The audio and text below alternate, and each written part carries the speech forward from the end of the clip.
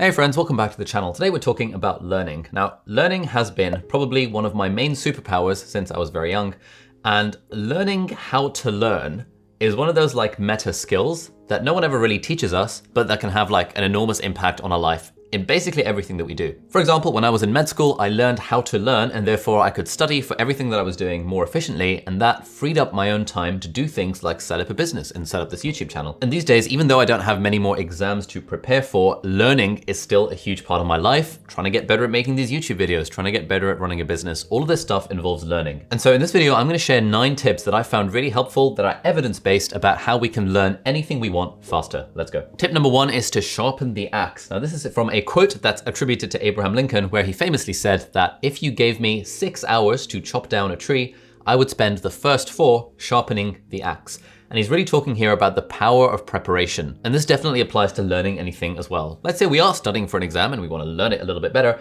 Reading a great book called Make It Stick would be a great way of learning how to learn, or checking out my Skillshare class on evidence-based study techniques. Equally, let's say we're trying to learn something like the guitar or chess or anything like that, something that's not related to studying. We should still spend a decent amount of time figuring out the meta learning behind what we're actually going to learn, like how we are going to learn the thing. For example, when I was learning how to play the piano by ear, I spent a decent amount of time on the Learn Piano subreddit, where people were explaining how to learn how to play piano by ear, and just spending a little bit of time sharpening the axe before I actually sat down to learn the thing really helped accelerate my learning process. Tip number 2 is to use crutches to optimize our focus. Now, whenever we're learning anything, it's really tempting to kind of learn it in the background, like practicing the guitar while watching TV or something like that. But obviously, when we're fully focused on the thing that we're learning, our brain learns the thing a lot better. And so I found a few different crutches or hacks that have been particularly helpful in helping me focus on things. One is the 5-minute rule, which is a general tip for productivity as well, which is that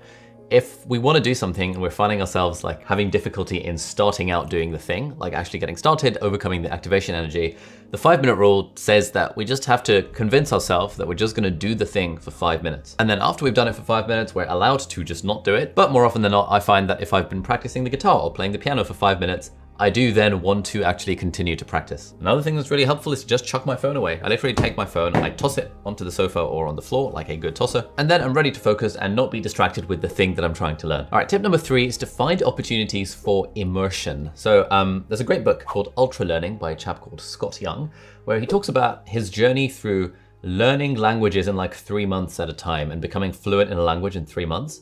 And the key to that, as all language learners say, is immersion, just being as immersed in the language as possible. And the general principle here is that we learn best when we're in the environment where we're actually going to be using the skill. So for example, when I was learning how to do magic to become a close-up magician, yes, I was doing some practice in front of my webcam and in front of my mirror just to get the sleight of hand down. But really my webcam or mirror is not, it's not the arena in which I'm going to be performing in. And so I made it a point to try and perform magic for real people as much as possible.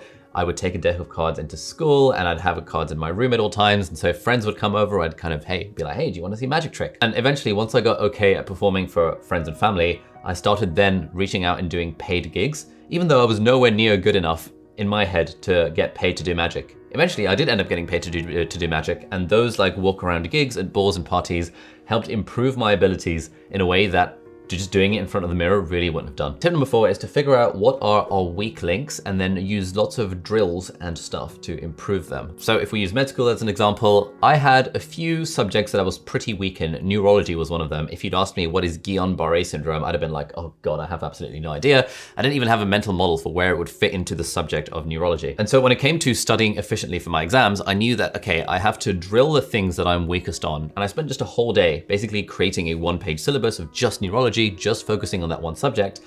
And just because I spent like 8 to 12 hours that day doing it, I basically plugged it as an area of weakness, and now it was no longer an area of weakness.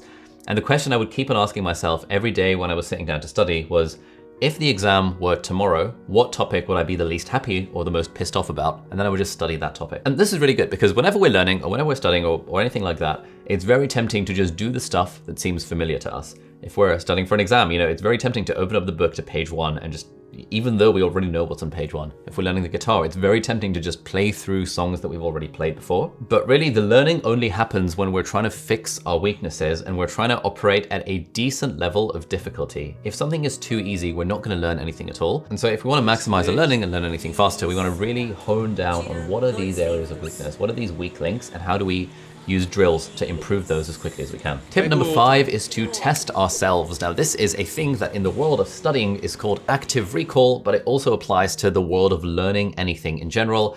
I have a whole video about that that's linked in a card over there. And if you want to find out more, you can definitely check out my Skillshare class about how to study for exams, also linked in the video description. By the way, Skillshare are sponsoring this video. I'll tell you more about them a little bit later. Anyway, the idea behind active recall or retrieval practice is that we don't learn by trying to put stuff into our brains. We actually learn counterintuitively by trying to take stuff out of our brains. And so if you've had that experience where you've read something in a textbook or on a website and someone asks you about it a few days later and you've completely forgotten about it, that's just because you haven't tested yourself on that knowledge. And the word testing has all these negative connotations because we think of testing as like a school thing and we get graded and we get judged. But if we move towards thinking of testing ourselves as being a strategy for learning, everything becomes so much easier. That's why when learning to play the guitar, there's only so many tutorials you can watch before you actually start having to put it into practice. When you're studying for exams, there's no point reading the textbook and just summarizing what's in the textbook. The point is you have to test yourself so that your brain has a chance to work, to retrieve the information, and that is what really drives learning. And in the field of learning, there is this concept called the desirable difficulty concept, which basically just means something shouldn't be too hard, where we're just, like for example, if I were to try playing tennis against Roger Federer, it would just be too hard. I wouldn't really learn anything. But equally, if I were to try playing tennis against a 10-year-old who doesn't know how to play, it wouldn't be fun. I wouldn't learn anything because the difficulty is at two different extremes. I want to be playing tennis against someone who is like at my level or a little bit better than me, because that is the real arena in which I'm going to be learning. And that's why having a coach, for example, is really good, because a coach can moderate their play style to be at my level, and therefore I'm more likely to learn. That is desirable difficulty. And so whatever we want to learn efficiently, we want to apply this concept to try and make it a little bit more difficult. Learning is not supposed to be easy, it is supposed to be hard. And if it's hard, then it means we're doing something right. Tip number 6 is to get intense feedback as often and as quickly as possible. So feedback obviously is how we learn. We do something, we see that we're doing it wrong, and then we improve the thing. And again, feedback is one of those words that it can seem a little bit like dirty at times, especially if we're starting something out where we're not sure of our own abilities. If we get constructive or critical feedback, that can really be a blow to our ego. If you're the sort of person that needs the ego massage, then at the start of learning something, what you need is praise and encouragement. For example, if I was just starting to learn how to sing and people would just give me critical feedback immediately, I'd probably feel a little bit like, oh, okay, I don't really want to sing. I'm one of those people who just can't sing.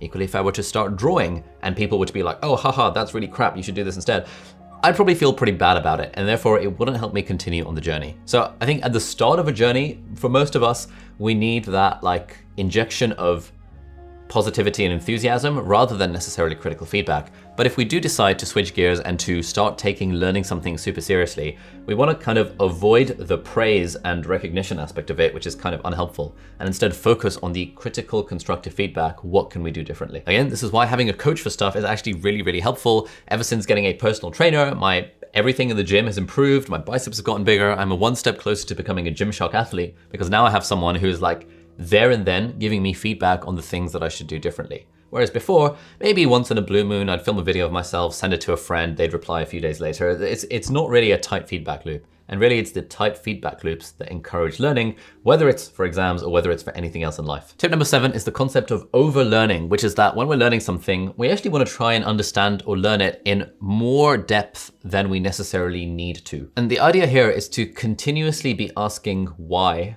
a thing works the way that it does. So for example, when I'm working as a doctor and I see senior doctors who, most of being a doctor, admittedly, is about following guidelines and following a prescribed set of rules and basically a flow chart for everything that we do. But and so there are some doctors who have that view of, all I have to do is memorize the guidelines or look them up. But then there are other doctors who have a more first principles understanding approach to medicine, which is that, okay, I know what the guidelines are, that I should prescribe this drug, but I'm actually going to take a step to figure out why that's the guideline, why do they do that, what's the paper, what's the evidence around this. And, in my experience, it's hard to say that, Camp 2 is objectively a better doctor than Camp 1, but certainly the sort of doctor that I want to be is the doctor who understands stuff from first principles and understands the rationale for doing stuff rather than just memorizing the guidelines.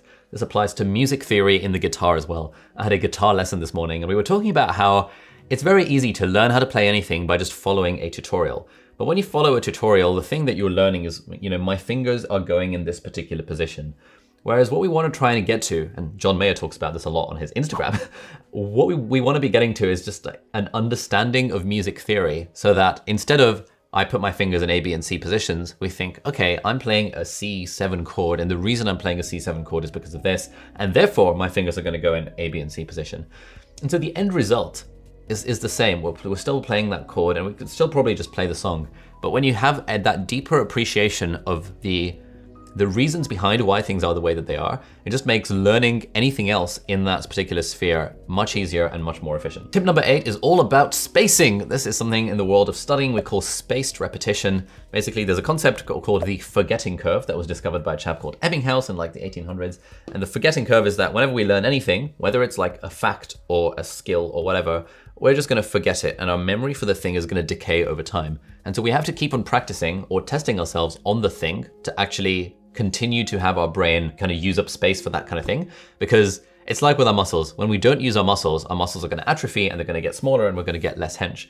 Equally with our brain, if we learn, let's say, a language when we were 5 years old, and then we don't use it for the next 10 years, we're actually going to forget most of the language because our brain doesn't need to have that information in it anymore. But thankfully, we can combat the forgetting curve by using this concept of spaced repetition. This applies not just to exams, but to any other skill as well, which is that if we kind of repeat the thing at spaced intervals, so let's say I might learn a song on the guitar on day 1, and then I might repeat it again tomorrow, and then I might test myself on it again next week, and then next month, and then 6 months from now.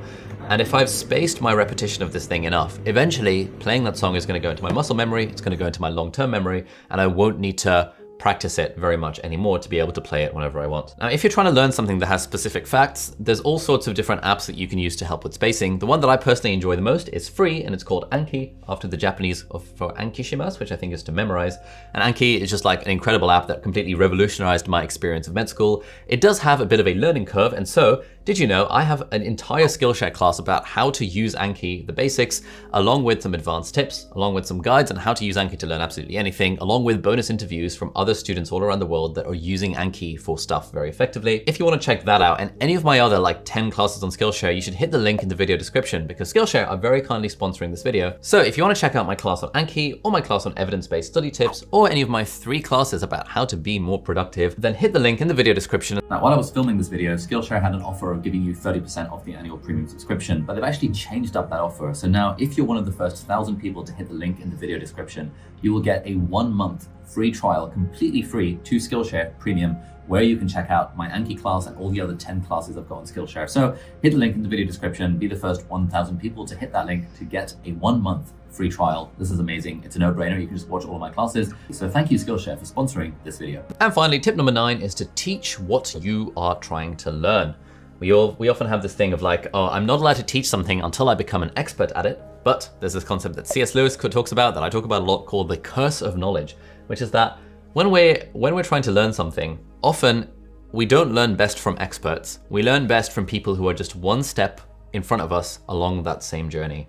And so the way I think of it is that I would rather learn from a guide than learn from a guru. Guide versus guru, and I would rather be a guide than try and be a guru. And certainly for me, I found that when I was going through medical school, my favorite revision sessions or lectures would be the ones that were given by medical students in the year above me, rather than those given by world-class Nobel Prize-winning professors, because those guys were like old and like really far removed from the things that I needed at the time, whereas another medical student just 1 year above me was like really, really helpful. And then when I started teaching medical students, when I started teaching guitar, when I started teaching piano and YouTube as well with my part-time YouTuber Academy, I found that anytime I try and teach something, it really solidifies my own knowledge and understanding and learning of the thing itself.